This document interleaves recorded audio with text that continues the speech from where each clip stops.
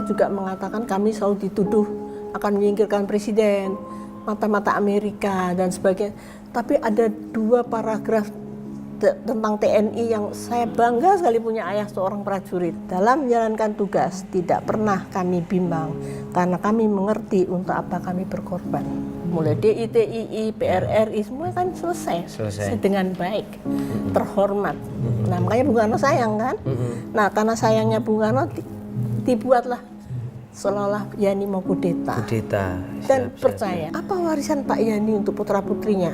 Saya bilang ketika beliau terjatuh ditembus peluru dan kami tidak bisa berbuat apa-apa. Itulah pengabdian seorang prajurit yang paling tuntas.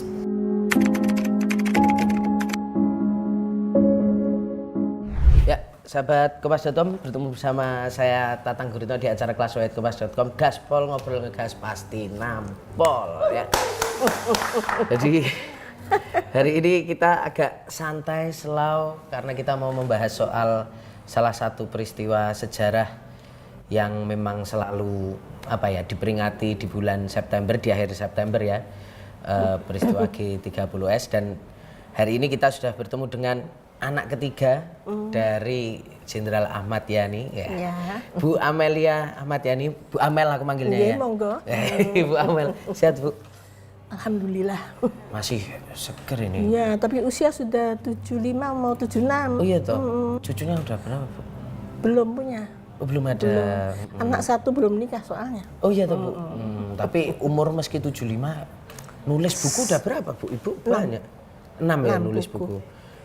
Ya. Nah, ini Bu Amel ini sahabat Kompas.com, buat yang belum ngerti, ini anak ketiga dari 7 anak Jenderal Ahmad Yani. 8 ya? Dari 8 anak ya Bu ya. Dan memang aktif menulis, ngobrol. Apa aja? Apa aja? Tak lakoni. Dilakoni kabeh. Nah hari ini kita pengen ngobrolin soal mengenang lah Bu. Iya. Pak Ahmad Yani, Pak Yani gitu.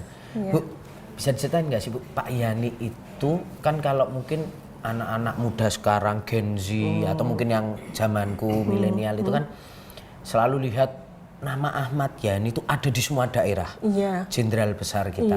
Tapi Ibu sebagai anaknya, Pak Yani itu sifatnya, sikapnya, orangnya itu kayak apa sih Bu? Pak Yani ya, Pak Yani itu tidak banyak bicara, pendiam ya. Kalau kakak ngomong kan juga nggak bagus ya, pendiam. Tapi kalau suka ndagel gitu Mas. Pendiam tapi suka ngelucu. Suka ndagel, kalau orang Jawa bilang ndagel ya. Nah, jadi kalau dulu tuh kalau gimana ya, kalau hari-hari libur kan suka ada tamu misalnya gitu ya. Sebel ya kalau kita mau pergi ke puncak nggak jadi kan. Kita ngintip dari sini nih Mas. Kan ruang tamunya sebelah sini ya Bu. Lungo-lungo gitu kan. Nggak pergi-pergi. Disiram garam. Disiram garam piye Bu itu? Kita anak-anak jalan tuh di depan tamunya. Tapi Bapak nggak pernah marah loh. Oh iya toh? Enggak. Anak-anaknya usil Usil gitu. Terus Bapak saya terus tamunya tahu diri ya. Nah, pulang kan dulu kan ngajak pergi mesti ke puncak, ke Cibodas, ke Bogor, Botanical Garden itu apa namanya?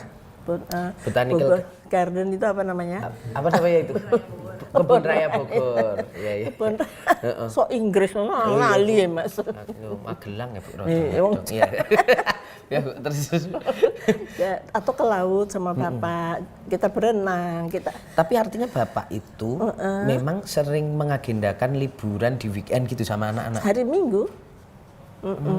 Sering ke rumah Pak Gatot Subroto, main sana, nanti dikasihnya sirup gitu ya. Pak Ibnu Sutowo, daerah-daerah deket-deket teman-teman Bapak lah gitu. Tapi paling sering sih ke puncak Mas, makan sate. Oh Bapak tuh suka juga makan sate? Suka. Sate kelinci kali ya waktu itu ya. Mungkin ya yang di Bogor itu yang di puncak. Yang di puncak itu enak sih. Sama Bapak, sama Bapak beli kerang, beli kepiting, rambutan, duku, duren, udah deh. Bapak saya tuh suka sekali duren Mas, durian. Dan memang apa ya, berarti Pak Yani itu memang selalu kemana-mana tuh lebih suka bareng sama anak-anaknya. Iya. Dan semua dibawa satu mobil. Susuan gitu ya. Dempet-dempetan ya? Susuan di mobil. Iya, Bapak. Tapi malah cenderung pendiam juga Bu, walaupun suka ndagel. Iya, pendiam. Jadi kalau misalnya makan di sini ya, bersama-sama gitu, ya maklum aja Bapak kan harus ada jengkol, pete, sama lalap ya, sama sambel gitu. Terus nanti mulai ceritanya gini, misalnya di kantor hari ini apa gitu ya. Pokoknya cerita-cerita kayak gitulah, yang ringan-ringan aja. Karena tapi kalau membicarakan misalnya oudeheer, itu oudeheer bahasa Belanda, itu bapak ya maksudnya tentang Bung Karno, itu langsung bahasa Belanda sama ibu. Supaya anaknya nggak tahu. Jadi kalau mungkin cerita soal Bung Karno, cerita soal kerjaannya Bapak di militer gitu tuh mesti langsung pakai bahasa Belanda. Kadang-kadang ada bahasa Jawanya, banyak bahasa Jawa sih. Tapi kalau oudeheer, itu kalau udah bilang oudeheer itu Bapak, itu artinya Bung Karno. Itu udah langsung ngomongnya Londo, Belanda. iya bahasa Belanda. Tapi saya ngerti sih sedikit-sedikit. Oh iya tuh. Ngerti lah. Nah Bu, terus apa Bu yang mungkin kalau yang masih Ibu ingat gitu salah satu cerita atau pesan dari Pak Yani gitu yang kena gitu, boleh yang lucu tentang kehidupan atau tentang apa? Jarang sih Mas Man, kalau dulu ya kalau kita misalnya ulangan dapat 4, dapat 3, kan gurunya minta tanda tangan orang tua toh. Iya. Nah, itu paling mikirnya paling pusing saya ya. Terus Bu Amel juga pernah Bu nilainya 4? sering, saya kan bodoh Mas. Bodoh. Pinter ya. Ya susah ya Bu zaman itu. Kalau bangunin bapak enak, masih gelap kan? Oke. Pak tanda tangan. Kalau ibu saya, apa itu? Wah udah deh dimarahin. Oh. Jadi lebih enak sama bapak. Jadi sambil Bapak ngantuk gitu Iya, nggak lihat? bapak mungkin tahu, tapi bapak tuh nggak pernah marah. Mungkin sama anak perempuan dianggapnya besok kan dia punya suami begini-begini rumah tangga. Kalau ibu marah ibu. Oh, ya, ceriwis, keras gitu. Tapi malah Pak Yani itu malah sama anak-anak tuh lembut. Enggak? Lembut, yang nyiapin baju sekolah, sepatu, tas sekolah tuh bapak semua. Memandikan kita juga bapak. Oh iya Bu, itu tradisi itu bahkan sampai Pak Yani udah jenderal tuh itu. Sampai kita maaf ya menstruasi baru kita dianggap dewasa. Kalau tuh dikuncung, pakai shampoo, pakai sabun, dikurus-kurus biar bersih gitu Mas. Dulu kita antre, dia dimandi. Ini menarik ini Bu. Jadi berarti kalau pagi gitu misalnya mau berangkat biasanya sekolah. sore. Kalau pagi enggak. Oh sore itu berarti Bapak pulang kerja. Iya, habis main tenis atau apa gitu. Nyiapin semua Lihat ya anak-anaknya kotor kabeh gitu, habis lari-lari. Udah langsung suruh baris. Buka baju. Semua. Iya. Dan Bapak itu selalu kalau ada tamu Mas ya, entah itu pastor, monsinyur, kiai, jenderal, kita tuh dibarisin dulu dari 1 sampai 8 dibarisin, dikenalin sama Bapak. Bangga dia sama anak-anaknya. Oh. Ini nomor 1, nomor sekolahnya di mana ya gitu-gitu Mas. Tapi harus dikenalkan. Selalu, nggak pernah enggak. Pernah ya kalau Bung Karno pernah ya, ini udah sampai ke Bung Karno jadinya. Waktu kita pindah ke Taman Suropati, ini kan rumah dinas ya. Itu Bung Karno yang bilang kamu harus pindah karena sudah Menteri Panglima Angkatan Darat gitu ya. Itu yang ngawasin rumah itu ya Bung Karno. Karena Bung Karno punya istri baru di Jalan Madiun. Jadi dia ngeliatin rumahnya kan. Gentengnya jangan genteng kodok, ganti genteng sirap. Catnya jangan ini, catnya harus itu, ganti lagi gitu. Oh. Saking sayangnya. Saking sayangnya. Tapi memang kalau dari cerita-cerita yang aku dapat, benar nggak sih Bu? Sebenarnya Pak Yani itu cukup deket ya sama Bung Karno. Sangat disayang. Itu ceritanya apakah karena dulu sama-sama di masa sebelum kemerdekaan udah enggak pernah sering ketemu? Pak Yani kan gini, dia kan militer ya, prajurit ya. Prinsipnya itu adalah tidak boleh ada negara dalam negara. Jadi kalau sudah kita sepakat negara Republik Indonesia dengan Pancasila dan ini Undang-Undang Dasar 45 itu harus dipertahankan. Jadi DITII, Bapak saya bikin pasukan namanya Banteng Raiders ya. Nah nanti 3 orang perwiranya ini yang berkhianat sama bapak saya di tahun 65. Si Untung itu. Kemudian PRRI Permesta, bapak saya berangkatkan ke Sumatera Barat 3 bulan. Habis itu terus merebut Irian Barat, Trikora. Di mana Pak Harto sebagai Panglima Mandala kan, bapak saya yang milih itu karena udah kenal mereka kan dari sejak revolusi gitu ya.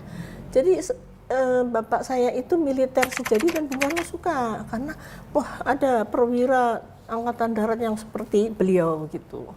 Hebat gitu loh di pandangan Pak, dan pendidikan bagus ya kan, sesko di Amerika, di Inggris. Nah kedekatan yang begitu itu kan pasti ada yang iri loh. Nggak ada yang nggak suka banyak. Iya ya? pasti, Iya, nggak mungkin. Saya aja begini, wis tuangnya ada yang iri kok. Masuk sih. Bu? Nah, jadi ceritanya waktu kita di sana cuma 9 bulan karena Taman Suropati itu banyak halus-halusnya itu. Dedemite banyak tak kasat matanya banyak ya, Bu. Ibu saya yang nggak tahan. Akhirnya nggak tahan. Ibu saya lihat sesuatu terus sakit, terus bapak balik ke sini.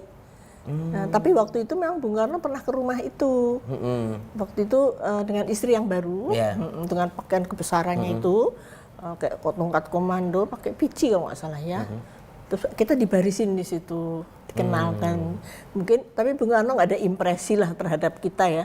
Ya karena biasa dia gitu biasa banget. Kan mungkin dia anaknya kemen gitu kali. 8 ya Bu ya. 8 baris lagi. Jangan ngopo iki malah mikirnya Bung Karno gitu ya.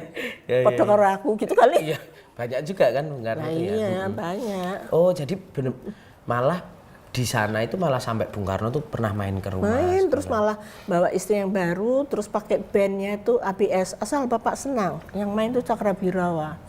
Duduk gedebur. Terus saya lihat ya Bung Karno duduk gitu ya, yang ada ininya loh Mas, yang ada panjangannya itu loh. Jadi kakinya bisa naik gitu. Saya ngintip tuh tangannya lagi gini, lagi dengerin musik. Oh, jadi dengerin musik sama gini. Tapi kalau Pak Yani tuh suka musik juga nggak, Bu? Sukanya musik keroncong. Oh, Pak Yani tuh Ya keroncong. Sapulidina sama Indonesia Tanah Airku. Bapak sama Ibu sama suka keroncong. Nggak tahu saya suka dengerin di mobil apa sih gitu ya. Tapi ternyata sekarang saya juga suka. Begitu setelah Sekarang sudah sekarang tua. saya sudah tua. Disuka. Iya. Bandar Jakarta. Itu Bapak saya seneng. Bandar Jakarta itu yang apa tuh lagunya gimana ada deh. Ya, aku rada. Bandar Jakarta, Sapulidi, Indonesia Tanah Airku itu. Itu Bapak sukanya itu. Bapak sama Ibu. Nah, Bu, kalau sekarang kita mulai masuk ke peristiwa sejarah nih, tapi belum sampai ke situ. Masih menjelang itu. Waktu itu tuh apakah benar, Bu, bahwa kemudian hubungan Pak Yani dan Bung Karno itu terus kemudian sempat renggang gitu? Iya, cuma saya kan belum tahu ya, waktu itu. cilik kan, mesti nggak ngerti politik. Tapi yang saya tahu adalah menghadapi konfrontasi Malaysia. Dwi Kora, Ganyang Malaysia. Dia Pak Bung Karno kan maunya kan kita itu Indonesia tuh bermain di kancah internasional tuh sangat ini kan. Nah, jenderalnya kan cakep-cakep itu termasuk Pak Yani kan. Ya. Nah, tapi saya lihat bapak saya tuh nulis di buku agenda itu, nulis budgetnya itu nggak ada duitnya. Mau perang melawan Inggris kan, dibentuknya negara Malaysia itu. Nah, pada saat itu ada pengerahan besar-besaran sukarelawan-sukarelawati. Yaitu yang paling pemuda rakyat sama Gerwani di Lubang Buaya latihan perang. Semua ibu-ibu perempuan angkat senjata waktu itu demi Bung Karno kan masih cinta. Tapi PKI mulai masuk. Mulai nyusup di situ. Nyusup ke Bung Karno.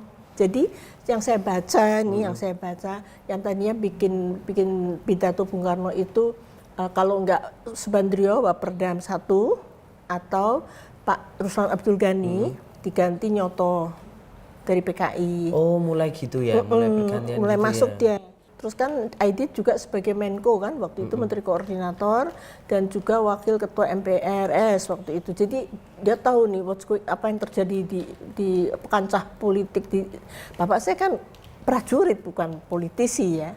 Oke. Bersih aja kalau bapak saya itu.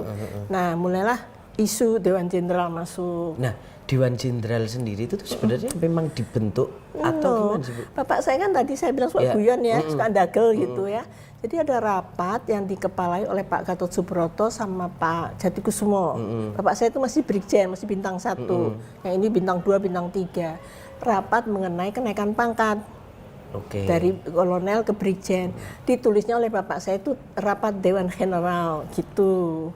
Oh, di rapat itu. Ditulisnya di notulensinya itu rapat Dewan General, Dewan Jenderal.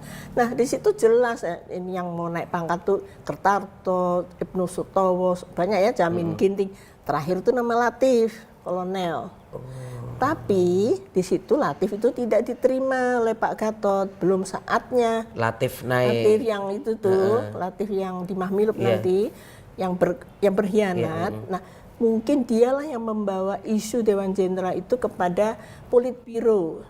Politbiro atau CCPKI itu, Central Committee Partai Komunis Indonesia kan CCPKI dulu. CCPKI itu. Politbiro. Kalau orang sekarang bacanya CC, kalau CC, kita ya. dulu CC ya, Central Committee PKI. Ketuanya kan Aidit. Nah, di situ ada Syam Kamarusama, Nyoto, Sutisman semua. Nah, tentaranya itu yang diajak rapat tuh si Untung Samsuri yang dari Banteng Redes, tapi dia sudah di Pas Pampres ya. Waktu itu dia, terus Latif pastilah.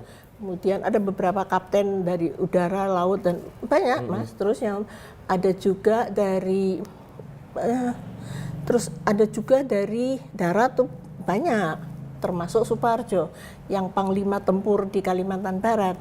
Oh, berarti gini Bu. Jajan dari cerita itu karena Latif itu akhirnya tidak bisa ACC naik, untuk naik jadi waktu dia kolonel kan. Iya. Itu terus kemudian mulailah Dia sakit dibangun. hati, ya kan. Dibangun Mungkin lah. gini loh, kok Pak Yani nggak bantuin saya, bisa kan? Terus kemudian dibilang bahwa mungkin Dewan Jenderal ini sebuah gerakan untuk Kudeta terhadap Bung Karno.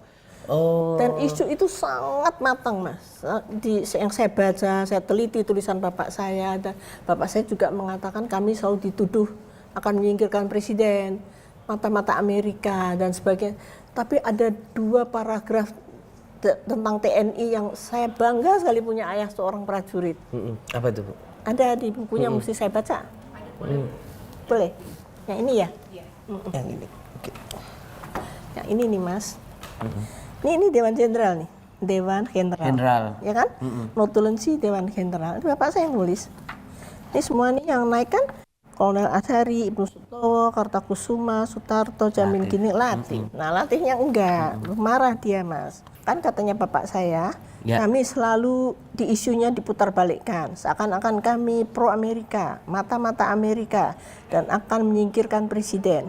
Berapa kali info tersebut disampaikan kepada bapak bahwa Angkatan Darat akan akan ini dan itu. Lama-lama Bapak nih si Pak Odeher itu mendengar soal ini juga mulai percaya. Ini saya garis bawahi betul. Nah, mulai percaya berarti dia percaya Pak Yani akan kudeta. Terus di sini anti PKI tidak berarti otomatis pro Amerika. Sebaliknya anti Barat otomatis pro Timur. Nah, ini nih bagus sekali nih di sini. Oke. Dalam menjalankan tugas tidak pernah kami bimbang karena kami mengerti untuk apa kami berkorban. Itu TNI. Cepat ya. Itu tulisannya Pak Yani itu ya? Ada tulisannya nanti. Ya, terus di sini saya kira bukti-bukti ketaatan TNI sudah cukup diberikan terhadap setiap penyelewengan dari tujuan nasional dari manapun datangnya telah dan akan kita hadapi. Mulai DITII, PRRI semua kan selesai. Dengan baik, terhormat. Nah, makanya Bung Karno sayang kan. Nah, karena sayangnya Bung Karno dibuatlah seolah-olah Yani mau kudeta. Dan percaya. Dan percaya. Beliau kan Panglima tertinggi ABRI. Artinya gini Bu, sejak saat itu berarti ada perubahan sikap juga dari Bung Karno ke Pak Yani. Itu terasa itu? Terasa. Jadi setelah Bung Karno mampir ke rumah itu, balik sini tahun 64, akhir tuh mulai terasa kok Bapak banyak diem. Udah pendiam tambah pendiam gitu. Dan nggak pernah bahasa apa tadi, bahas sama ibu apa kalau bahasa kayak Pak Odeher. Odeher itu nggak pernah muncul Odeher lagi. nggak ada lagi.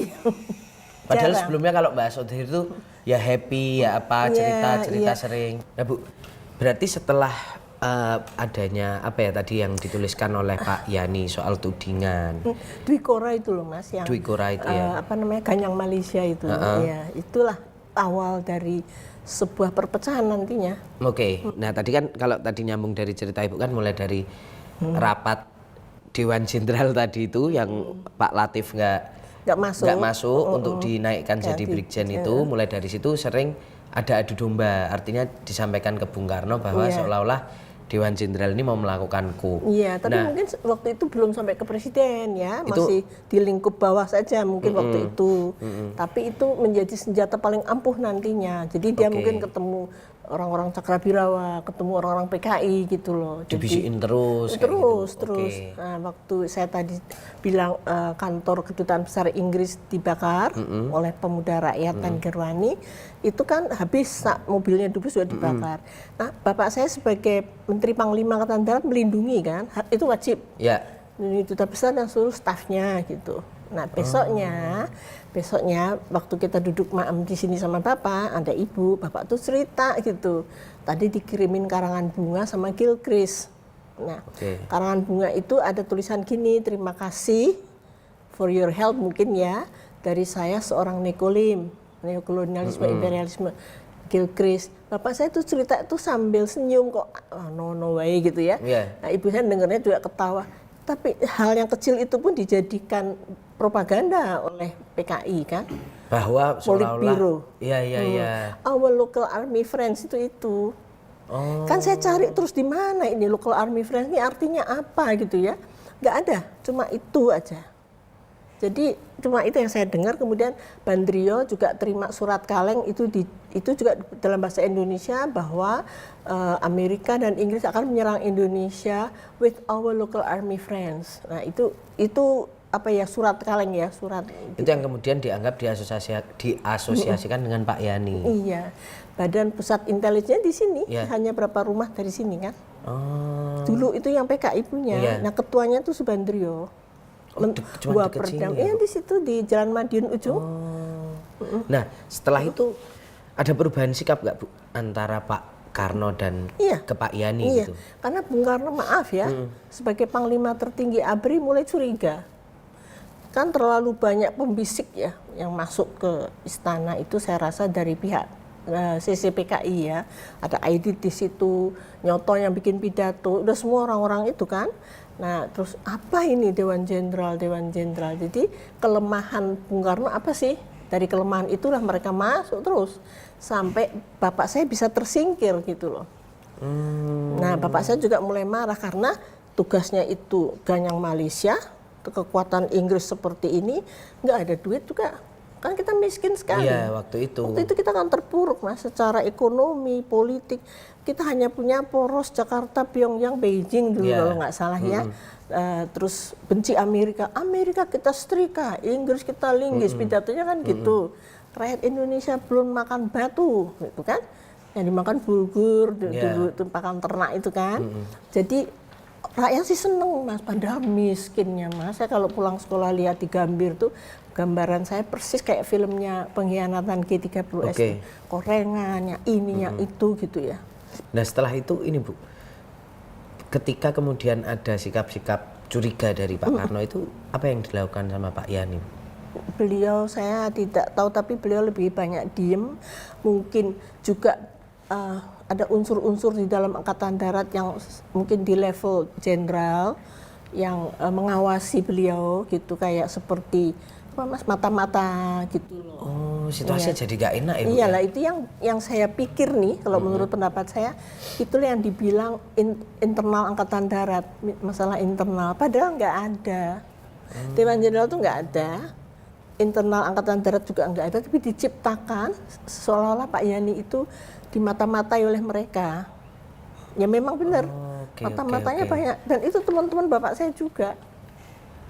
Iya, biasanya pengkhianatnya nggak jauh dari kita kan. Tapi karena bapak orang-orang terdekat lah iya, bisa. Bapak saya itu mungkin terlalu militer ya, terlalu percaya dirinya terlalu tinggi, nggak percaya dengan hal-hal seperti itu. Gitu. Padahal sebenarnya teman-teman bapak juga banyak yang udah ngasih tahu untuk hati-hati Bu. Ada. Makanya waktu itu tadinya yang awal CPM dinaikkan lagi menjadi batalion para ya, jadi yang levelnya lebih tinggi dari CPM untuk menjaga Pak Yani gitu ya.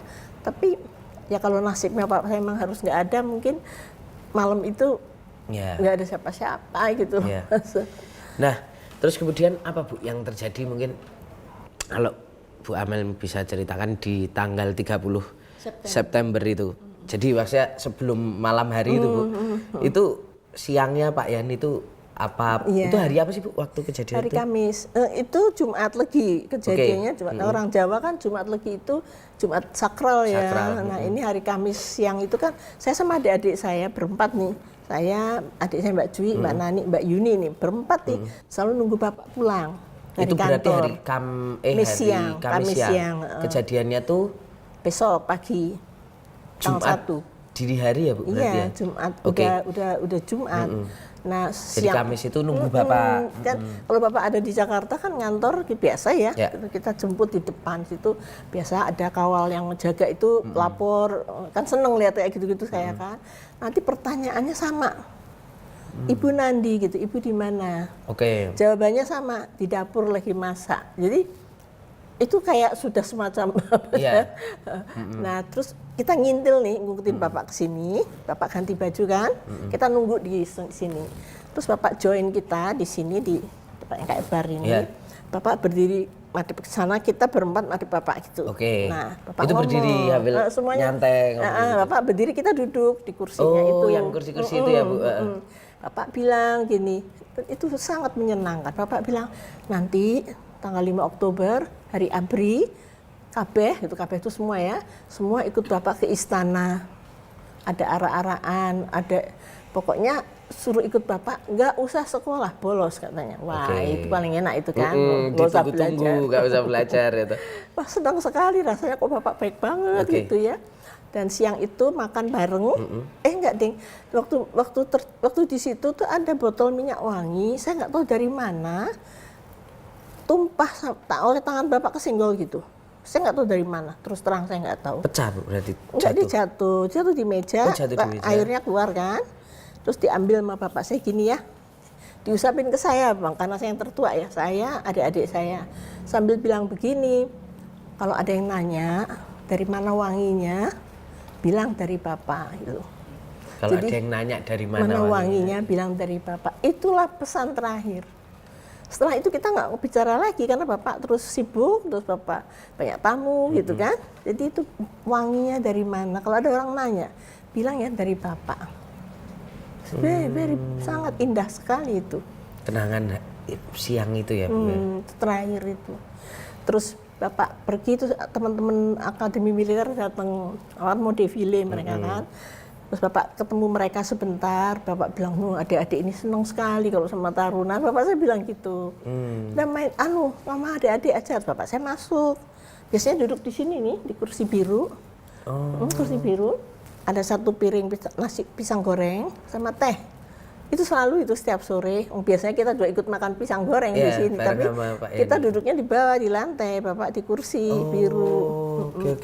Tapi sore itu kita di belakang sama teman-teman. Bapak mandi, terus Bapak terima tamu. Itu ada Pak Basuki Rahmat yang Panglima Jawa Timur sama beberapa orang yang bertugas ajudan Om Bardi, CPM Mayor Bardi.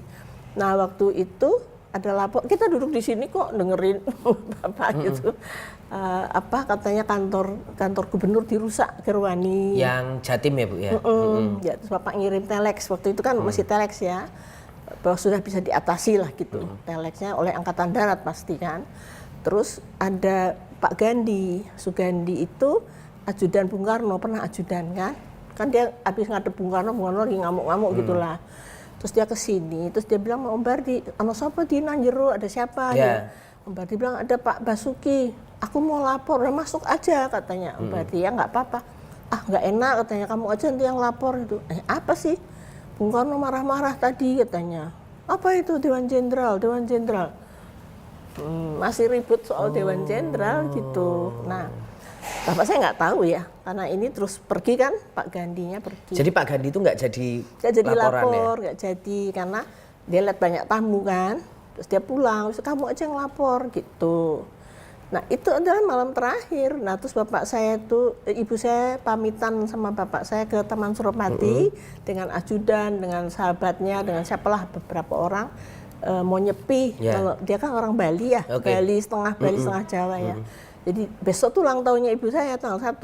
Oh makanya ibu ya Bu Yani itu waktu itu Ibu Amel tuh si Bu Yani ini berarti mau nyepi karena mau ulang tahun.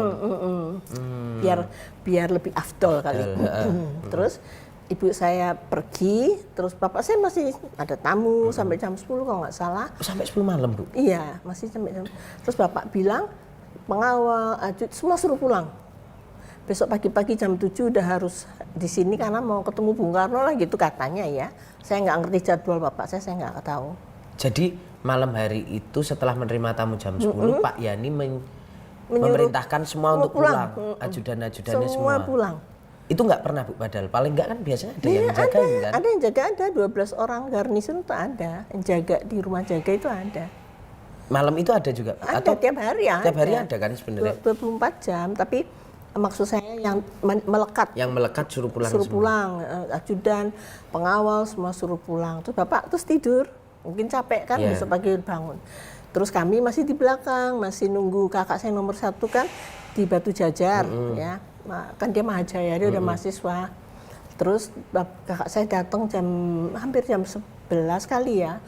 Ada telepon, tapi bapak saya udah tidur ya. Ada teleponnya kan di sini dulu. Iya. Telepon berdering, terus kalau di film kan lain, yang menerima bapak saya enggak, itu kami.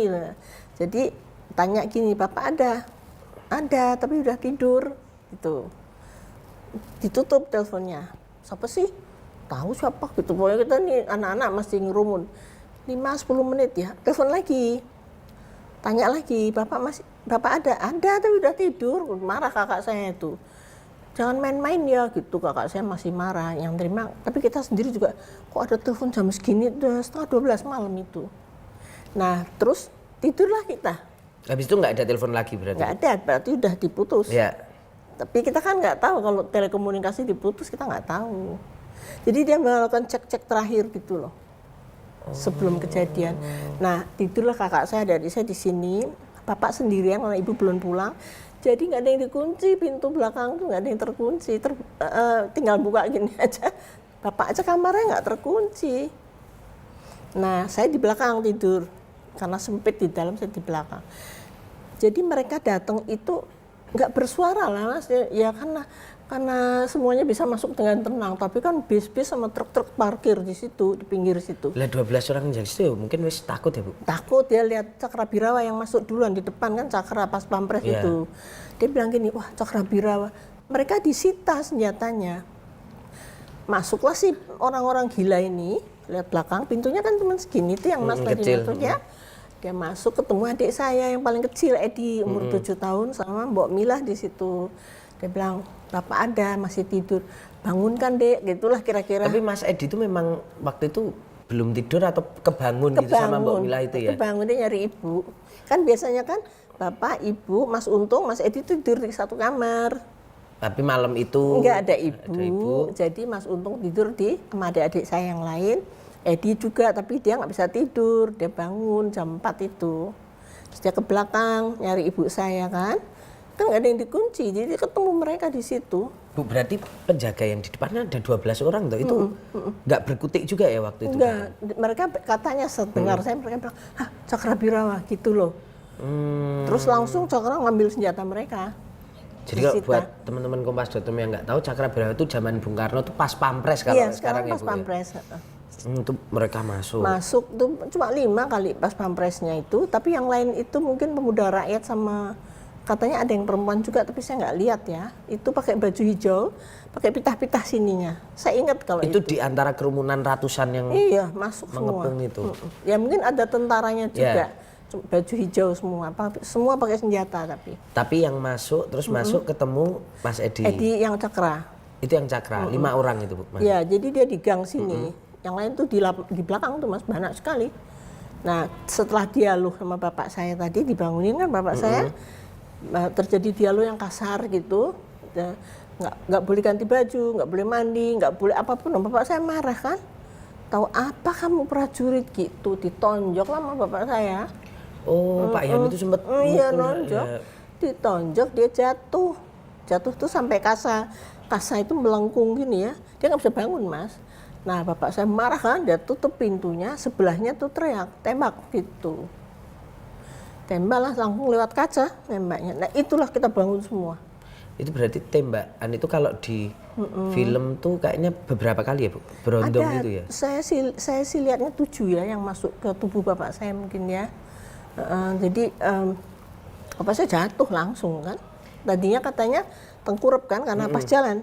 Dibalik gitu, seret gitu loh Mas. Tanpa ampun. Jadi saya mendengar tembakan itu kan seperti halilintar dalam rumah kayak apa sih? Bangun semua, kaget semua. Saya keluar tuh penuh orang di belakang itu, penuh tentara. Tapi Bu Amel nggak bisa langsung masuk sini karena ketahan. Iya, mereka tentara banyak sebelah sekali. situ ya? Banyak sekali. Tapi mereka. Bu Amel lihat Pak Yani Saya ketika lihat dibawa itu pasti tarik Pas diseret kakinya itu? di sini. Ya lihat masih di sini bapak saya. Terus yang jatuh tuh dibopong sama temennya, dibopong Oke. 2 orang gitu. Jadi saya lihatnya begini, lihat saya ya Ya. seperti foto soalnya ya. Jadi si orang yang jatuh tadi dibopong, di depannya dia itu bapak saya diseret, di belakang dia itu kakak adik-adik saya nyusul dari belakang. Lari kan, ini kan kenceng sekali. Nah saya dari belakang saya ketemu bapak saya pas di pertigaan itu. Saya lihat bapak saya merem sih matanya, saya nggak lupa itu. Tapi rebutan tuh keluar pintu itu karena kecil ya. Ratusan orang keluar dari satu pintu, bayangin. Nah terakhir kita dicegatlah sama mereka gitu. Nah dicegat itu mereka bilang gini, kalau anak-anak nggak masuk akan ditembak semua gitu. Terus dia udah kerak-kerak gitu kan. Adik saya Mas Untung lihatnya 1 orang, saya lihatnya 5 gitu loh. Yang nyeret itu Bu? Atau Enggak, yang bapak mau saya diseret udah. yang mau Yang mau nembak itu? nembak kita. Yang bapak saya udah seret, udah sampai di pinggir jalan situ, dilempar ke truk kan. Nah, kita kan mau nyusul itu kan nggak boleh tercegat di pintu itu, kalau anak-anak nggak masuk ditembak juga. Jadi itu yang terjadi. Kita kan gimana sih Mas? Nggak ada ibu, nggak ada siapa-siapa. Nggak ada siapa-siapa, cuman Mbok Mila, Mbok Mangun yang udah tua, anak-anak Bingung semua. sama 12 yang tidak bisa ngomong apa-apa, cuma diem dia tentara itu. Yang 12 itu. Yang jaga itu. Udah nggak bisa apa-apa mereka. Seperti kita shock juga kan, shock dan panik gitu. Nah terus udah kedengaran tuh suara kendaraan menderu-deru lah pergi, arahnya ke sana gitu. Terus kita angkat telepon mati, udah nggak bisa telepon kan. Tadi mau nelfon Om Bardi, Pak Bardi kan rumahnya di belakang. Terus kita minta Mbok Mila ke rumah Pak Bardi, kan jalan kaki ke belakang situ. Terus Om Bardi datang, bangun tidur juga kan pasti. Dia bilang, Om, gitu, cuman Bapak darahnya, Bapak ditembak. Bingung kan dia cuman, gitu. Dibawa kemana? Terus ke sana, Om, ke sana, gitu. Itu darahnya itu Om lihat banyak darah di mana-mana kan. Terus Om Bardi pergi atau apa saya lupa dia ngapain tuh dia langsung ke rumah Pak Prapto, Pak Parman, Pak Toya kan deket-deket semua ya. Semua nggak ada, diambil semua. Terus dia ke rumahnya Pak. Karena rumahnya itu cuma daerah-daerah sini. Di Menteng semua. Pak Umar Wirahadi Kusuma dia lapor. Terus Pak Umar ke sini jam 6. Ibu saya datang jam 5 coba. Diambil setengah 5 kan. Ibu saya datang gini. Kita liatin ibu dari dalam. Mau ngomong apa nih sama ibu kan? Ibu saya bilang, Non, kok udah bangun pagi-pagi gitu kan? Bu, bapak, bu gitu aja. Kenapa bapak dibawa pergi ditembak bu? Ibu saya di luar teriak-teriak, cari, mau cari kemana coba? Ibu saya pingsan Mas, gotong lah sama ajudan sama kita, dibawa ke sini. Nah, pas dia siuman itu lihat darah gumpal di depannya. Terus ada bayangan kaki dan tangan gitu. Terus kita semua di dekat ibu ngeliatin ibu aja gini kan. Terus ibu bilang bahasa Jawa sih, kalau lihat gini bapakmu nggak ada gitu. Oh enggak bu, bapak masih hidup, jangan bilang gitu. Enggak, bapak masih hidup. Cuma tangan dan kakinya yang kena. Tapi kita nggak pernah mau melihat darah yang segumpal itu yang di lantai. Terus sama ibu diambil terus ibu usapin ke sini. Ibu kenapa harus gitu? Biar kuat kata ibu saya. Terus ibu saya masuk ke dalam ke kamar bapak, mungkin dia pengen mastiin bapak saya memang udah nggak ada. Ibu saya ambil hem terakhir yang dipakai terima tamu itu kan putih warnanya, semua dibersihin darahnya pakai hem itu. Nah itulah hem yang nanti tidur bareng ibu, kemana-mana ibu bawa, ditangisi terus yang malam itu. Itu hem yang terakhir dipakai bapak terima dengan tamu. penuh darah itu, darah yang gumpal di sini. Itu yang dipakai ibu. Iya. Diusap dulu terus sisanya diambil, habis itu terus dipeluk terus itu nggak hilang kan ibu saya nggak lihat soalnya. Berarti mohon maaf ya Bu, Pak Yani itu nggak ada ketika istrinya tuh ulang tahun berarti. Iya. tanggal 1 Oktober. Jumat Legi. Kalau orang Jawa bilangnya Jumat Keramat kan. Jumat Legi itu hari yang keramat, hari yang sakral itu Pak Yani diambil, dibawa pergi, kita nggak tahu kemana. No, tidak satu pun orang tahu dibawa kemana. Om Bardi nggak tahu, orang semua. Tapi isu tentang adanya di Lubang Buaya latihan tuh ya ada. Ada intelijen juga ya. Cuman nggak tahu kalau dibawa ke situ tuh nggak menyangka Nggak gitu. terpikir bahwa dibawa ke Iya Lubang ini Buaya. kemana, dibuang kemana kan kita nggak tahu. Nah setelah itu Bu, setelah HEM itu kemudian Nah ibu saya udah nggak bangun, tidur kamarnya bapak. sempat mengurung diri Bu Wah, sampai jam 7 itu tetangga-tetangga pada datang. Saya cuma liatin aja ya. Tetangga nanya ya kita nggak tahu ya tiba kemana. Terus kira-kira jam 9 kami semua diungsikan. Jadi perintah 9 malam enggak atau pagi itu. Oke. Jam 9 pagi karangan bunga dari Bella Flora datang, happy birthday untuk ibu saya dari bapak. Ada karangan bunga. Jadi Pak Yani itu pesen bunga. Karena biasanya kita makan bareng di Cahaya Kota gitu loh nanti. Jadi ada bunga mawar gitu ya, ditaruh sini Mas. Terus ada tulisannya ya, selamat ulang tahun, tapi yang ngasih udah nggak ada dan nggak tahu di mana kan. Terus Itu pesanan Pak Yani untuk istri. Iya. Terus jam 9 kami pakaian beberapa lembar diungsikan ke Pasar Minggu. Nah, daerahnya tuh dulu kan hanya Pasar Minggu, Kebayoran Lama, Kebayoran Baru ya. Jadi kayak Cipete, terus apa Kemang kan belum ada. Terus adik saya kan waktu saya nulis dia bilang gini, kamu salah nulis tuh. Itu di Kemang. Enggak ada Kemang waktu itu. Adanya semua Pasar Minggu. Banyak pohon buah-buahan kan.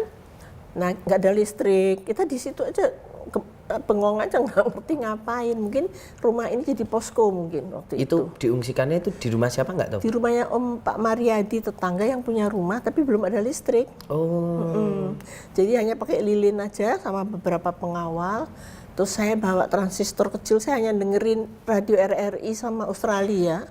Kalau RRI itu bilangnya kan orang tua kami itu pengkhianat, ya kan? Karena udah dikuasai. Ya udah si gerakan 30 Untung ya waktu September, itu ya? 30 September yang Gerakan 30 menguasai. September. Terus saya bilang kok bapakku kok jahat pengkhianat, hidupnya berfoya-foya lah apalah semuanya. Nah, Bung Karno ada dalam lindungan gerakan 30 September kan gitu. Itu di radio Di RRI radio itu. RRI. Radio Australia bilang para jenderal yang diculik belum diketahui keberadaannya. Jadi nggak ada yang tahu kan? Saya lebih senang dengerin yang Australia karena buat saya lebih Netral enak, ya waktu itu. lebih enak didengar gitu. Nah, tapi kira-kira jam 1 siang pengumuman lagi Dewan Revolusi si Untung itu udah dipersiapkan memang oleh mereka. Jadi karena tidak adanya tadi kalau saya baca di Latif itu di Mahmilum itu persiapannya ada 7.000 tentara akan dikerahkan. Peralatan-peralatan dari Siliwangi akan keluar untuk mengambil alih ini kekuasaan ya. Itu nggak ada, nggak keluar dan maaf Presiden Soekarno Panglima tertinggi ABRI berada di Halim. Bersama siapa? Bersama Suparjo yang dari Dewan Revolusi. Jadi istilahnya dulu Senko 1, Sentral Komite 1 Halim, Sentral Komite 2 Gedung Penas, Sentral Komite 3 di mana gitu loh. Jadi mereka berhubungan dengan Senko itu istilahnya Senko, Sentral Komite. Nah, di situ Bung Karno ada di situ sampai jam 1 Untung mengeluarkan dekret bahwa kabinet Dwikora demisioner. Jadi artinya dia melakukan kudeta. Disitulah Pak Harto lalu bilang, ini kudeta. Nah begitu Pak Harto tahu itu kudetanya kan juga mereka nunggu apa gitu. Kan nggak tahu apa yang terjadi, cuma dengerin radio RRI aja. Terus dia mengirim telex. Ini ceritanya Om Bardi ke saya ya. Kirim telex ke seluruh Indonesia, terjadi kudeta di Jakarta. Jakarta dalam keadaan perang, dideklarasi dalam keadaan perang. Semua pintu keluar masuk Jakarta ditutup. Jadi kalau mau ke Cirebon tuh nggak ada jalan, ditutup, ke Bandung mah ditutup. Kemudian Pak Harto melakukan operasi, panggil Pak Sarwo Edi yang dulu bersama-sama zaman revolusi kan, dipanggil ambil alih telekomunikasi dan RRI.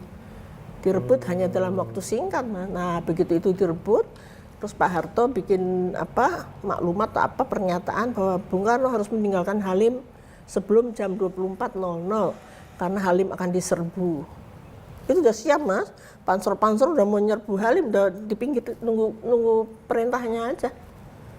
Tapi Bung Karno pergi nurut sama Pak Harto. Dia meninggalkan Halim ke Istana Bogor. Nah, kira-kira nanti hari tanggal 3 ya, itu tanggal 1 malam ya. Itu tanggal 1 terjadi tanggal 1 malam ya. Jadi gagal kan. Lari semua kan. Terus tanggal 2 itu nggak ada apa-apa, tapi mungkin di sini terjadi pergolakan dan sebagainya, saya nggak tahu ya. Tanggal 3 itu maghrib, ibu saya keluar dari kamar di pengungsian itu. Dia bilang sama temennya yang sahabatnya, bilang, bikinin aku kebaya hitam gitu. Hah, ibu minta kebaya hitam buat apa gitu, kita kan nanya ya. Bapakmu wis ra ono, ibu saya gitu kan, mukanya udah pucat ibu saya itu. Terus kita nangis gitu, kenapa kok ibu bilang gitu? Barusan bapakmu datang bilang jaga anak-anak. Nitipnya cuma itu, jaga anak-anak gitu ya.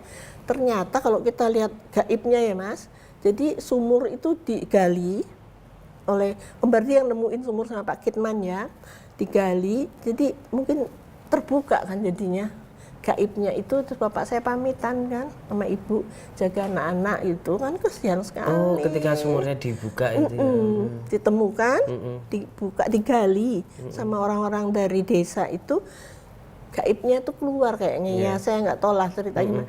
Terus datang ke ibu, terus bilang jaga anak-anak, artinya aku harus pergi gitu kan. Nah, terus kita nangis. Terus besoknya tanggal 4 sore Om Bardi datang. Mukanya kotor, ininya penuh lumpur, keringetan, matanya merah ya. Terus udah ketemu Bapak Om? Sudah katanya. Terus dia di kamar sama ibu lama, kita nunggu kan. Terus habis itu kita dipanggil masuk, kita loncat di tempat tidur, pengen tahu apa yang terjadi. Karena kita nggak pernah sure bahwa Bapak itu gugur loh. Anak-anak ini karena dibilang dirawat lah apalah gitu ya. Terus Om Bardi nangis, saya lihat dia nunduk nangis. Terus ibu, kuat sekali ibu saya bilang gini, sekarang bapakmu benar-benar sudah tidak ada, yang ada cuma ibu sama kamu semua, dan harus bisa mengikhlaskan bapak, katanya. Kita nangis gitu. Terus ibu bilang, wis aja nangis terus, kata ibu saya ya. Berdoa untuk bapak biar tenang. Kita doa. Setelah doa, kita nggak tahu keputusan apa, ibu mau lihat bapak, apapun wujudnya, jasadnya.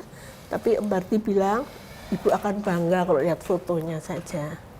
Kita nggak tahu kalau kepalanya dipotong, Mas, matanya diambil. Jadi bapak saya itu ketika diangkat tuh, kepalanya gitu kan, dilurusin pakai penyangga gitu loh. Itu jahatnya mereka, itu kejamnya mereka. Tapi kita nggak tahu.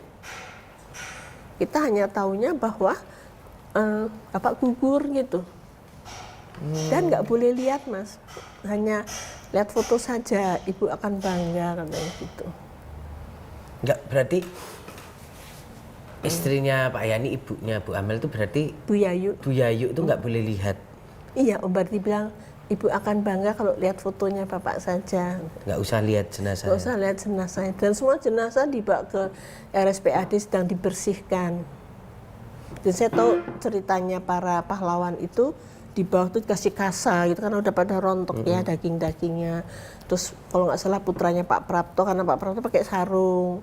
Bapak saya aja baju yang di atasnya udah nggak ada, tinggal celana piyamanya, masih ada peluru yang di dalam tubuhnya. Jadi kondisinya, kalau Mas lihat nanti saya kasih lihat fotonya, kalau itu sangat kejam, sangat kejam, sangat di luar batas-batas perikemanusiaan. Kalau ceritanya Pak Kitman, Pak Bardi yang nemuin sumur itu, kan Pak Kitman tuh kebawa sama, sempat keculik ya itu, diculik, dia naik sepeda di rumah Pak Panjaitan, ada tembak-tembakan gitu.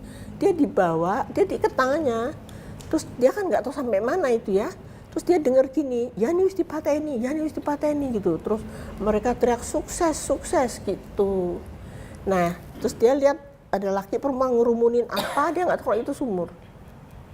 Jadi dimasukkan mereka ke situ, ditembaki, ditendang, itulah, udahlah nggak tahu deh. Pokoknya yang bapak saya jelas udah gugur pun masih dibunuh gitu. Pokoknya dia nggak boleh hidup. Kan itu jahat sekali. Ya. Nah itu, jadi kalau waktu itu terus TNI Angkatan Darat terutama ngamuk, marah, ya apalagi Pak Pak Saroedi sampai ngejar PKI sampai ke lubang-lubang mana dicariin. Pak Harto marah, semua marah ya. Kita bisa memaklumi. Karena situasi itu ya. Nah si Presiden Panglima tertinggi ini ya, belum jelas ya. Beliau tanggal 6 Oktober di Istana Bogor sama wartawan-wartawan ngerokok-ngerokok, ketawa-ketawa. Dia bilang apa yang terjadi terhadap para jenderal itu adalah riak-riak kecil dalam revolusi. Saya tuh dengerin itu di televisi. Saya bilang kok bisa? Tadinya katanya baik, ini kok bisa kayak begitu? Nah itulah Mas. Makanya untuk anak-anak Pak Yani, anak-anak pahlawan revolusi yang lain, kita semua sulit untuk bisa menerima kenyataan dan bisa memaafkan sulit. Apalagi adik-adik saya nggak bisa melihat kekejaman mereka, mulai kita ngejar di sini, Mas ya. Kita nggak boleh ikut, kita malah mau ditembak, udah kokang senjata. Itu bagian dari peristiwa yang mungkin sampai nanti menutup mata. Tapi setelah kejadian itu Bu, Bung Karno tuh masih membangun komunikasi nggak? Bahkan sama keluarga Pak Yani sama Bu Yayu juga? Enggak. Sama sekali. Dia nyuruh Bu Dewi Soekarno yang Jepang itu ke sini. Hampir tiap hari ke sini ketemu ibu saya. Terus saya tanya kan sama ibu saya, Bu ada apa sih Bu Dewi kok balik ke sini? Ibu ditawari suruh ngelola Sarinah department store itu, disuruh Bung Karno. Mungkin dia ada rasa salah ya. Ibu saya nggak mau. Ibu saya bilang nggak mau. Dia lagi marah banget sama Presiden Panglima tertinggi itu, karena nggak berbuat apa-apa itu loh Mas. Mendiamkan semua kan sebagai Panglima tertinggi, ABRI, pakai tongkat, emang itu nggak ada artinya. Ini tongkat komando tertinggi. Iya, dia kan bisa kasih komando, cuma pidatonya tuh belum makan batu kayak gitu. Sudah miskin semua, inflasi tinggi, terus Rp1.000 jadi Rp1 kan, kita nggak makan gitu kan. Makanya nasi bubur tambah jagung. Tapi setelah itu ketika ada tawaran bahkan dari Bung Karno untuk Bu Yayu mengelola Sarinah kan nggak diambil Bu. Bagaimana Bu Yayu dan anak-anak Pak Yani ini, Bu Amel, survive-nya gimana Bu? 2 bulan sesudah kejadian kakak saya nomor 1 sama nomor 2 ke Jerman supaya kuliah gitu ya biar tenang. Jadi yang mengalami keadaan tuh saya sama adik-adik saya sama ibu. Jadi kalau ada kejadian tembak menembak di sini tuh biasa dulu. Terus adik-adik saya diungsikan ke Bandung ke rumah teman ibu saya. Nanti kalau sudah keadaan agak aman balik. Nah, saya ikut demo dulu sebagai KAPI saya. Menuntut hukum mati gantung Soekarno dulu begitu. Setelah peristiwa itu ya. Iya, dan mahasiswa kami kan kita ngumpulnya di Fakultas Kedokteran UI itu di Salemba, tiap hari digojok semua otak kita, setelah dicuci bersih naik truk terus ke sana. Dulu kan bisa sampai depan istana. Kalau sekarang kan di patung kuda, kan jauh Mas, jauh sekali itu. Nah, dulu nggak sampai berhasil mahasiswa tuh saking sudah luar biasa waktu itu karena bantuan dari rakyat, dari TNI, mahasiswa masuk istana. Bung Karno lagi rapat dengan 100 menteri itu, udah mulai bingung dia, angkat menteri sampai 100 waktu itu kan. Banyak banget. Terus tuntutannya Tritura kan, bubarkan PKI, ritul kabinet 100 menteri dan turunkan harga beras. Itu tuntutan dulu ya. Nah, mahasiswa masuk, lari semua. Bung Karno diajak naik helikopter ke Bogor. Subandrio yang Waperdam itu yang sebenarnya dia ketua badan intelijen, dia lari lupa pakai sepatu. Kocar kacir ya? Kocar kacir semua. Mulailah di situ didesain surat 11 Maret. Memang dibuat saya di Jakarta ya. Saya cerita sedikit boleh ya tentang SP 11 Maret ya. Super Semar itu ya? Iya, jadi Jenderal 3 itu ke Istana Bogor. Yang cerita sama saya Bu Hartini ya, jadi bukan saya karena Bu Hartini istri Bung Karno ya. Di Bogor itu ada semua ajudan, ada jenderal-jenderal itu. Pokoknya semua ngadep Bung Karno, you have to sign ya kan, mau tanda tangan ini kan. Katanya dibaca sih sama Bu Hartini, cerita coret-coret, ketik lagi sore-sore, ketik sampai berapa kali lah gitu. Terakhirnya tanda tangan surat itu, tapi memang Jakarta di situ ya. Nah setelah tanda tangan, jenderalnya segera ke Jakarta karena sudah selesai tugasnya. Bung Karno masuk kamar, kata Bu Hartini berjam-jam, mungkin dia menangis, dia mungkin realize sadar bahwa apa yang ada di sini itu nggak ada artinya lagi karena sudah menyerahkannya kepada Pak Harto. Dan terus siang itu kata Bu Hartini ada perintah supaya Istana Bogor dikosongkan secepatnya.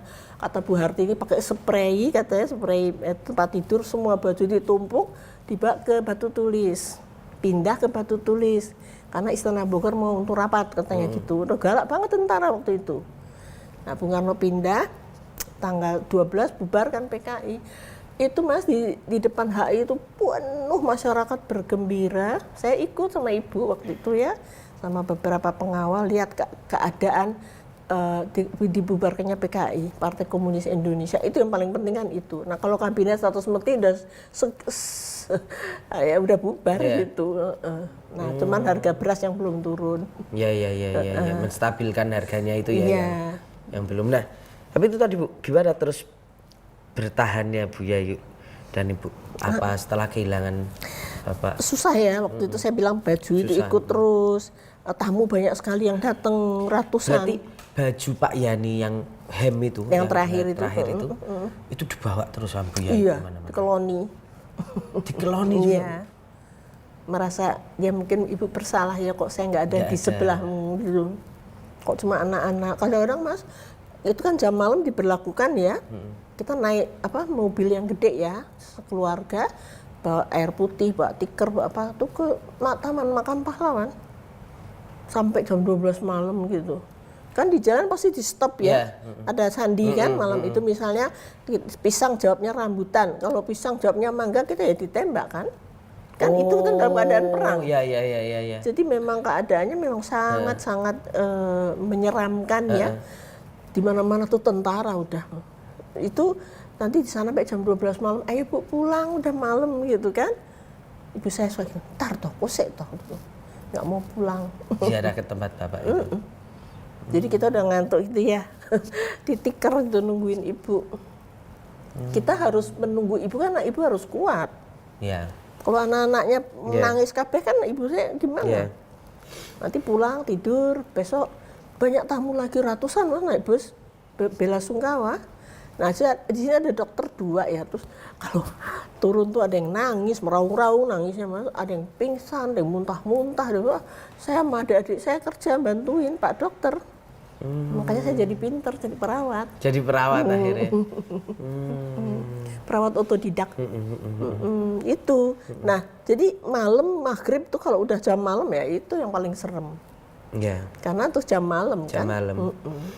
Tapi Bu Amel sendiri gimana Bu melihat peristiwa ini? Apa yang bikin Bu Amel akhirnya cukup kuat melewati masa-masa itu mungkin ibu saya yang membuat kita kuat ya. Karena ibu tuh menunjukkan tegarnya seorang perempuan ya. Istri prajurit gitu loh. Tangannya nggak boleh begini, minta tuh nggak boleh. Jadi ibu saya tuh jualan sembako gitu ya. Waktu itu istilahnya bukan sembako ya beras, minyak, jualan terus uangnya kumel-kumel. Saya tanya, Ibu itu uang apaan sih? Meneng wae kata ibu saya, kalau diem kamu nggak ngerti ini uangnya tukang becak. Tapi ternyata nggak berhasil. Tapi ibu saya kan banyak teman juga ya. Jadi waktu ibu bikin ini jadi museum, tiba-tiba mau diserahkan ke Angkatan Darat, ibu beli rumah seberang. Nah kita pindah nanti. Tapi banyak teman yang bantuin sih. Wah waktu itu Mas ada yang ngasih tanah di sini. Ibu saya nggak mikir karena teman-temannya Bu Yayu itu banyak Pak Yani. Pada nolong, tapi ibu saya nggak memikirkan itu. Cuman yang mikirkan lain sekarang. Iya. Wis enak mungkin ya Bu. Naik jet pribadi. Iya Bu. Setelah berbagai kejadian yang tadi Ibu ceritakan itu, aku pengen tahu Bu, apa sih yang udah dilakukan negara ataupun pemerintah untuk keluarga korban peristiwa G30S itu ya Ibu, mungkin keluar anak-anak dari jenderal yang lain yang jadi korban. Kalau dari keluarga kami, karena Ibu tuh Bapak tuh kan nggak pernah mikir punya rumah ya, Jadi adanya rumah dinas. Jadi kita nggak punya rumah satu, jadi peran dua popo gitu. Terus kalau keluarga pahlawan revolusi yang lain semua punya, Mas. Oh. Iya, tapi kan dijadikan cagar budaya ya, Ya. termasuk ini kan. Cuman kan kalau mereka ada gantian, ada ganti. Kalau rumah ini nggak ada, nggak ada diganti apa-apa, malah diserahkan sama ibu saya ke Angkatan Darat gitu. Waktu itu Bu Yayu tuh malah nggak minta apa-apa juga. Enggak. Ketika saya mau minta nggak dikasih, giliran ibu saya nggak ada ya. Tapi ya namanya berusaha, namanya ikhtiar ya. Tapi ada bantuan dari negara itu untuk seluruh pahlawan, Mas, nasional, pahlawan revolusi, itu masing-masing keluarga dapat 50 juta tiap tahun. Tiap tahun 50 juta. Itu masih berjalan Bu sampai hari ini? Masih, nggak tahu nih tahun depan, saya nggak tahu ya. Nah, 50 juta itu kalau di keluarga kami kan dibagi 7. Ya. Yang satu udah meninggal kakak saya. Jadi satu orang dapat 7 juta setahun. Mas bagi 12. Ya. 500.000. Dikit ya. Sidik banget. Cuman buat token Iya. sama Ini tombok kayak tombol lagi. Tapi kita kan nggak boleh mengeluh, Mas. Ya. Jadi ya nggak ngeluh menengai gitu ya. Apa adanya Batin ya ya, itu. tapi Batin. sidik ya, Bu. Terus tapi ibu saya itu kan orangnya kan sangat ini, Mas, nggak pernah nyerah ya. Oke. Jadi ibu saya itu bikin rumah di Jalan Bangka. Waktu itu tuh Jalan Bangka itu tempat pemerahan sapi, susu sapi sama bikin tahu. Saya ingat, jadi bau asem gitu kalau lewat itu. Ibu saya beli Rp125 per meter waktu itu ya. Terus beliau bikin rumah satu dulu, terus ada ekonomi kan mulai bangkit tuh tahun 67, ada investasi masuk. Nah, rumah yang kecil itu dipakai orang Inggris namanya Mr. Boyd. Saya ingat karena saya ngurusi ya. Terus rumah yang satunya orang Malaysia, jadi disewa orang-orang asing waktu itu kan mulai masuk tuh orang asing. Ya disitulah hidupnya dan lebih baik. Kemudian kami sekolah kuliah di luar negeri. Saya di Inggris, jadi adik saya ada yang di Perancis, nanti pulang lagi kuliah lagi di sini gitu.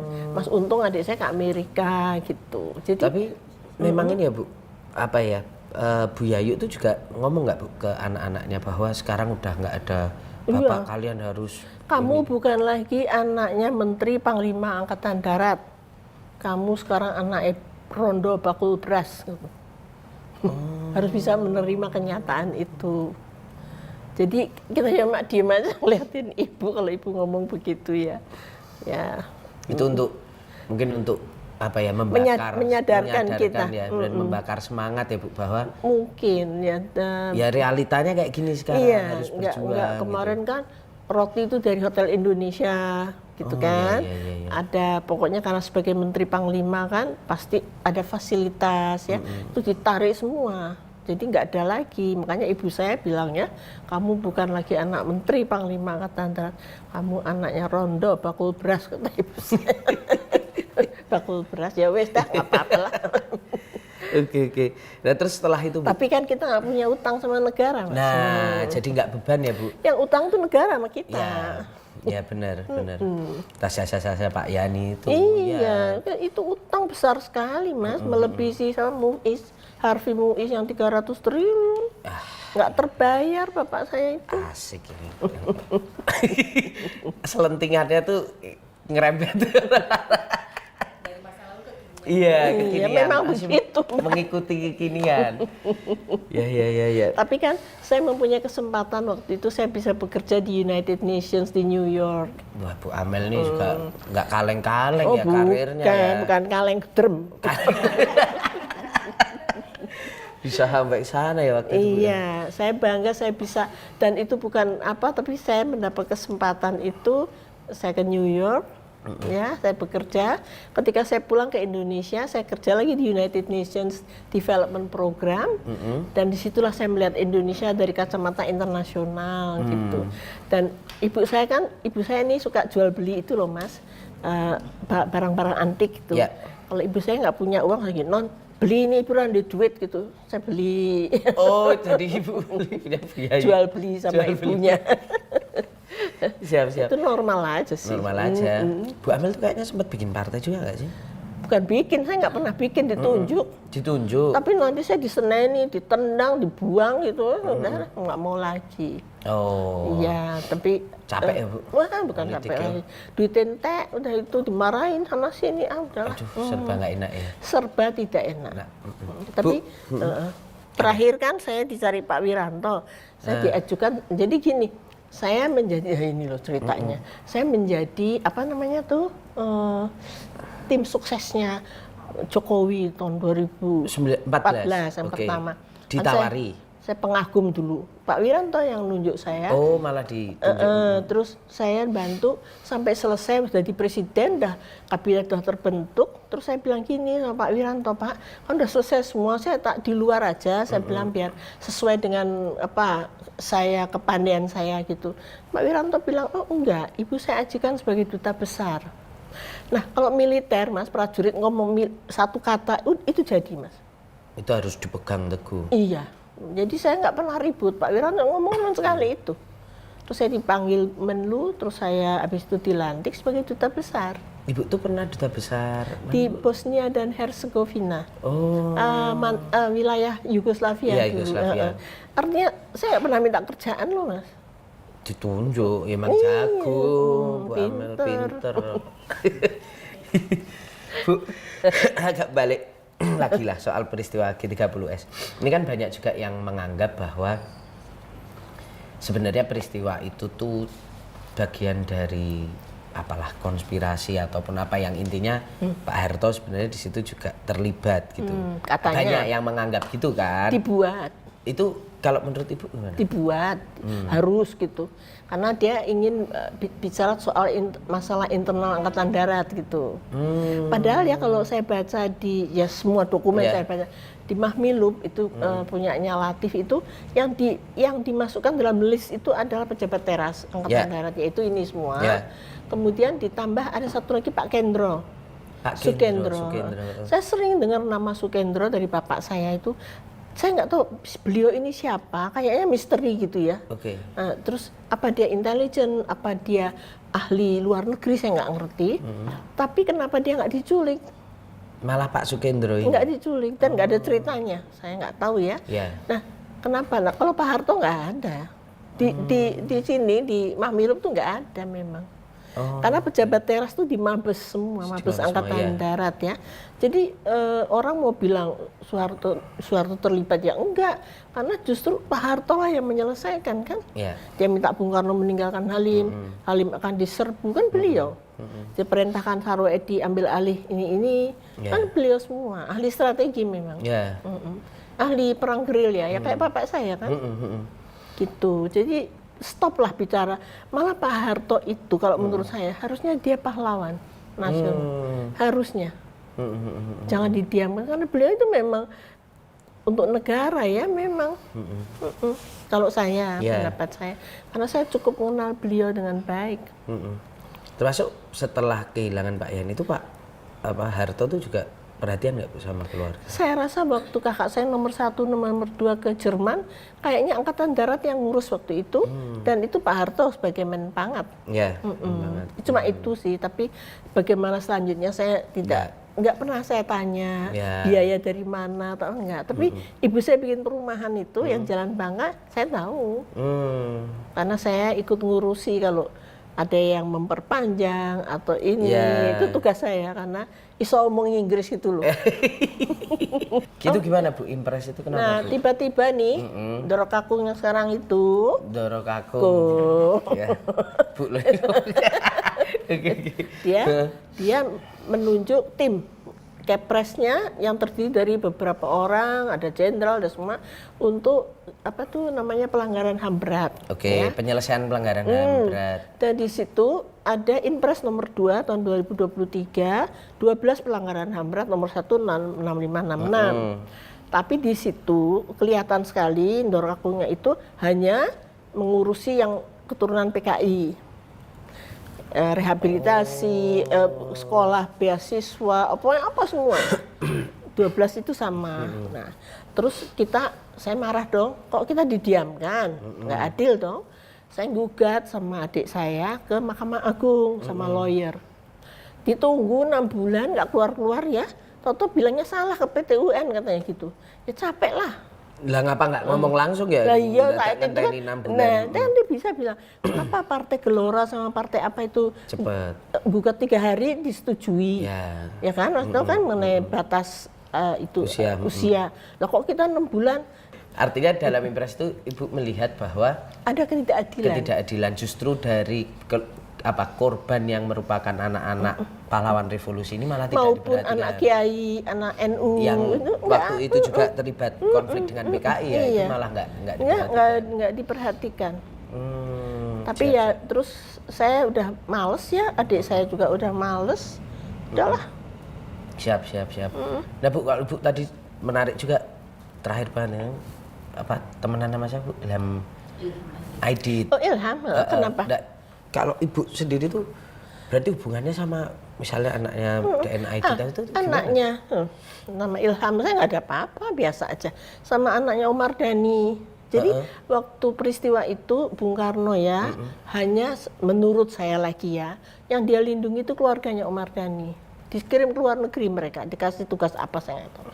Nah terakhirnya kata Peri anaknya tuh cerita sama saya, waktu kami di Kamboja tuh Mbak, terus dikirimlah Pak Neklani itu CPM ya, Neklani yang pernah jadi Adhan di Amerika, dikirimlah Neklani ke sana untuk jemput Pak Omar Dhani pulang sekeluarga sampai di sini di Indonesia. Pak Omar Dhani langsung masuk penjara, anaknya masuk rumah gitu. Itu juga penderitaan. Tapi tadinya kan dikirim ke luar negeri itu. Ya mungkin nggak ada kerjaan, cuma muter sana muter sini, dijemput sama Pak Neklani. Jadi anak-anak itu banyak yang cerita ke saya. Saya ini pusat informasi. Jadi Ibu tuh juga sama teman-teman yang kiri, keluarga kiri PKI itu juga hubungannya baik. Kalau saya baik karena waktu itu ada Pak Taufik Kemas ya. Pak Taufik Kemas tuh sangat bagus, geguyup gitu. Iya, dia itu bagus. Tapi begitu beliau meninggal pecah lagi gitu. Terus saya keluar negeri kan, saya kira-kira 4,5 tahun di luar negeri. Ya saya udah nggak tahu perkembangan gitu. Tapi kalau itu mereka suka hubungan sama saya kok, Mbak ini gini ini. Untuk saling. Iya. Tapi kami nggak bicara yang lain-lain, kami hanya ya bagaimana keadaan, gitu aja. Mas Peri, semua. Kita sama-sama, nggak ya orang tua kita sudah nggak ada semua kan. Gitu. Oke, Bu Amel, matur nuwun banget. Sami-sami. Sudah dikuliahi, diceritakan, luar biasa. Pokoknya Bu sehat-sehat terus. Alhamdulillah, terima kasih. Semoga semua kita sehat. Ya, pokoknya sehat selalu. Gitu, sahabat Kompas.com, semoga tercerahkan. Jangan lupa untuk selalu melihat gaspolkompas.com karena di sini juga ada banyak sejarah-sejarah yang ngegas dan pasti nampol. Kita ketemu lagi di kesempatan berikutnya. Amin. Oke.